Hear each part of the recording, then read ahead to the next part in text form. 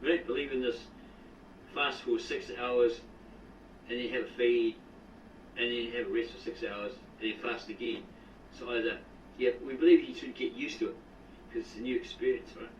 But doing this on a regular basis, when you become familiar with it, just doing 6 hours, then eating, and then doing 6 hours, then eating, yeah, you're not really going past that, okay, to get into this 24, 48, 72 hour fasting, okay, which really cleanses your mind. It's different from a dietary reason, okay.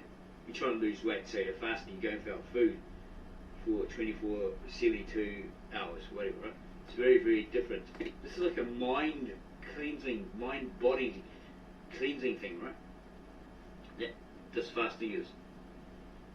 And renewing the mind. You have to renew your mind. This is the whole idea of being born from above, born from the mind, having this new mindset, a renewed mindset, Christ-like mindset, right?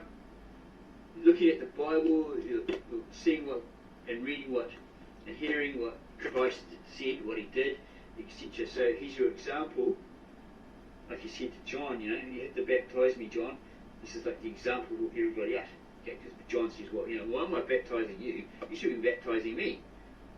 He says, whatever, right? He says, well, this is an example, John. So just do it. Okay?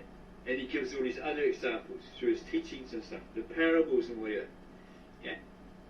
And one of them, when he said to Nicodemus, in the original ancient Galilean Aramaic manuscripts, translated in English, you need to be born from above, born from the head, okay? Having this renewed mindset. Okay? So you pray and you're asking for the Holy Spirit to fill you, because you are a temple, right? That's why you've got to keep it clean, all that sort of stuff, because it's on loan to you. As a believer, you've got to keep it clean, tip-top shape, right? No smoking, no drinking, all that sort of stuff, because it's on loan to you. It's like a temple.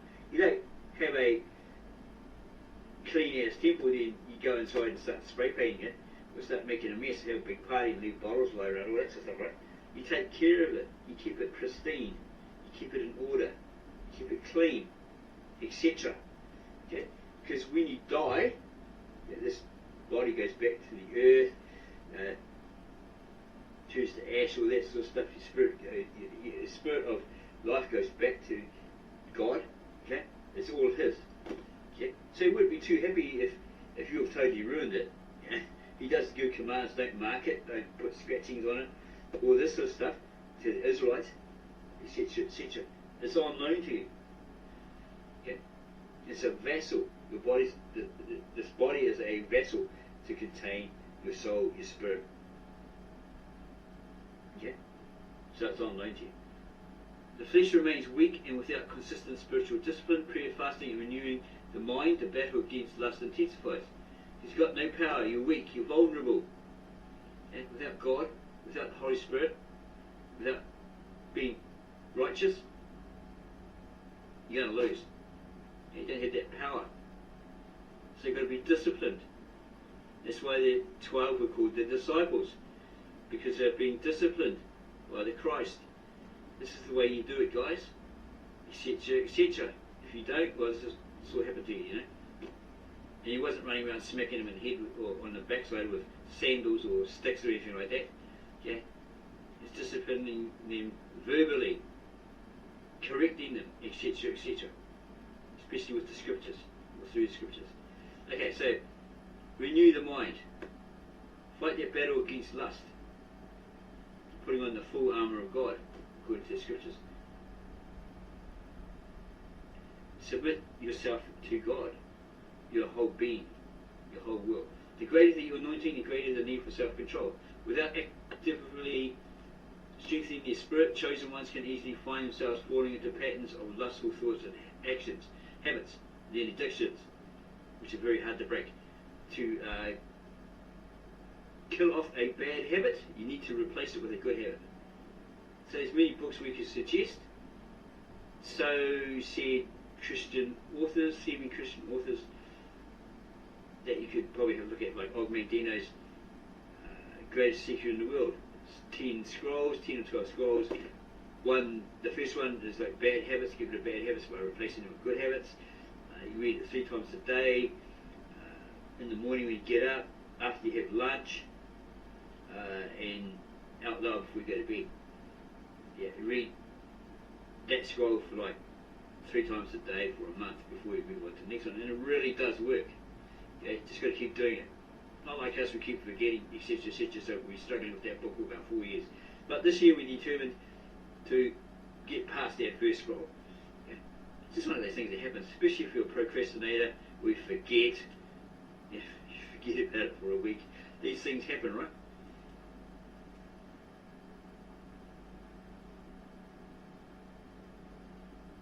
Lust is a battle that many choose.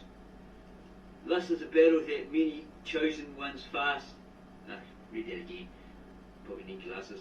Lust is a battle that many chosen ones face in secret, but victory is possible.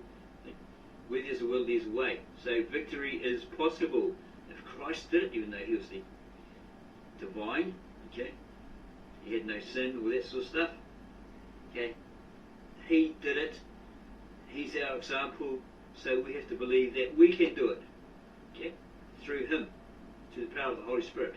Okay, the whole start is, the whole beginning is to believe.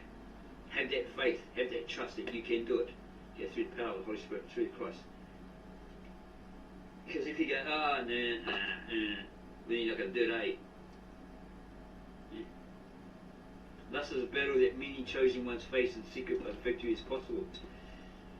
Yeah, well, you should have like-minded people around you, and you can relate to them. Look, I'm having a problem with this, man. Help me. And pray for me. Help me, guide me, whatever, you know. And they have to be like flexible and the genuine article. Don't tell you, yeah, okay, this is how you conquer your lust, and they're at home watching those lusty movies. Yeah?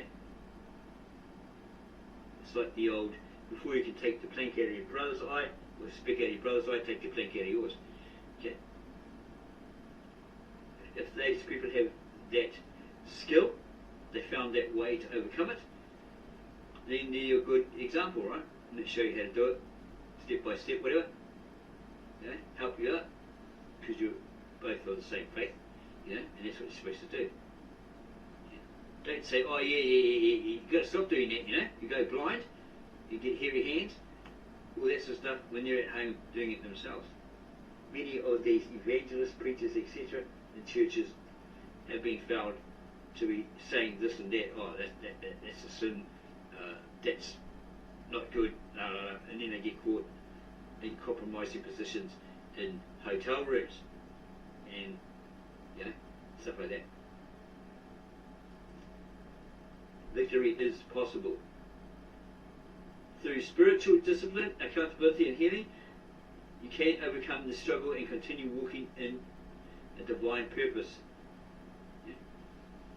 You've got to do those things. Pray, fast, maybe give supplements, do some charity work, read your Bible every day, listen to good Christian music, and so forth. Yeah. Focus. Repeat and rinse. You've got to do this every day.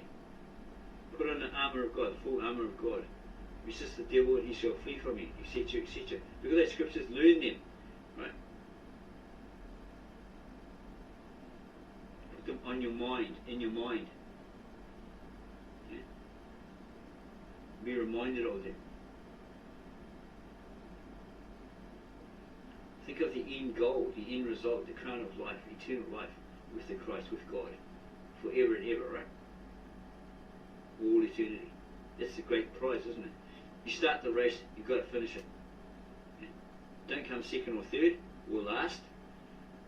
You've got to be able to step up on that podium and get this crown of life and hear the Christ say, well done, O faithful servant, enter into paradise. That's true success.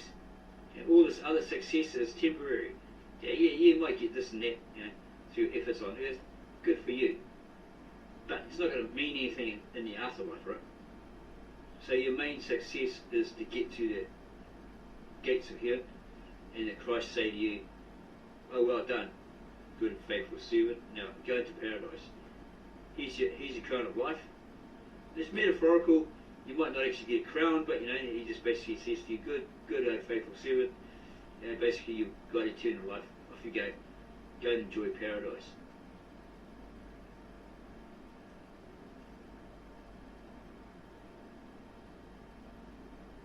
The enemy's goal is to keep you trapped, but God's power is always greater. He who is of the kingdom of God, i.e. God, with Christ, is greater than he is of the world. And he's got more power, he's got more authority, etc., etc., than the rulers of the world, these powers that be, or their gods they worship, the devils behind them, all that sort of stuff. They tremble at the mention of his name, they tremble when they see him, etc., etc. The question is, will they fight? Will you fight or will you fall?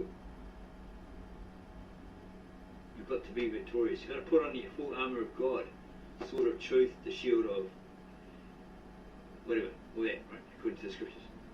Okay? You're a warrior. You're a warrior for the Christ. You're not going to run away in the other direction. Yeah? You're going to stand your ground. You're a Christian Spartan.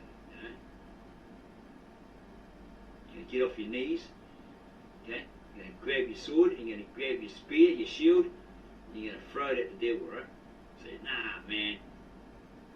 I've got an end crown I want to get. I want that success. I want to be able to walk through the kingdom of the gates, right? Gates of heaven, and the Christ says to me, oh, well done, you faithful servant. Here's your crown of life, eternal life. You've earned it. Now go off into paradise and live forever. That's the whole thing, right? Keep that in mind. Focus on it. Focus on it. Say, there's a goal. There's an end goal, and I want it. Make it your desire. Make it your passion. Make it your life. Your life's goal, right?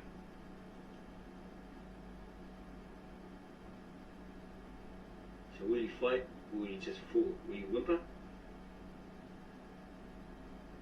Or will you stand your ground? Okay. So, hopefully you liked this video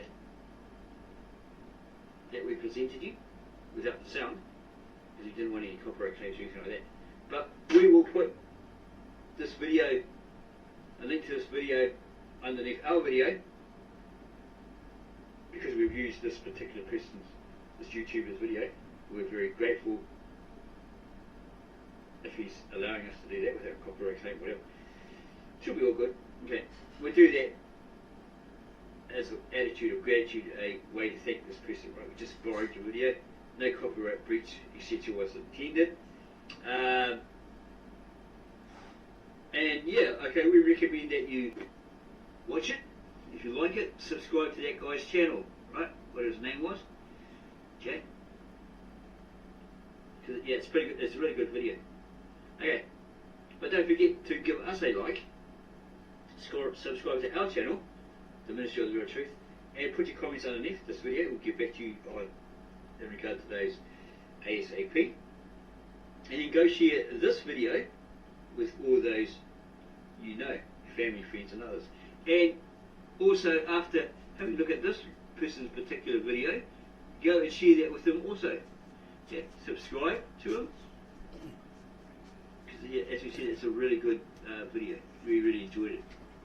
We just cut the sound out just in case we've got a copyright claim. Yeah. There's a Bible verse here. Bible verse that brings you closer to God through meaningful prayers and insights. Yeah. Well, okay, that's the name of the YouTube channel, One Bible Verse. Yeah. So yeah, as we said, if you like this video, give us a like, subscribe to our channel, add your comments underneath, and then go share this video with all those, your family, your friends, and neighbours. Thanks for taking time to watch this, our latest video upload, created video upload. We are the Ministry of the Real Truth, and we strive to bring you the real truth, the whole truth, and nothing but the truth. No hype, no fluff, or silly nonsense, or other BS, bacon sausage. Enjoy the rest of your day. Hello and welcome. We are the Ministry of the Real Truth. We strive to bring you the truth about what the biblical scriptures actually say and mean. Honesty is our best policy as we follow old-time chivalry. If you really enjoy our videos, please like, subscribe, comment, and share our videos with all you know.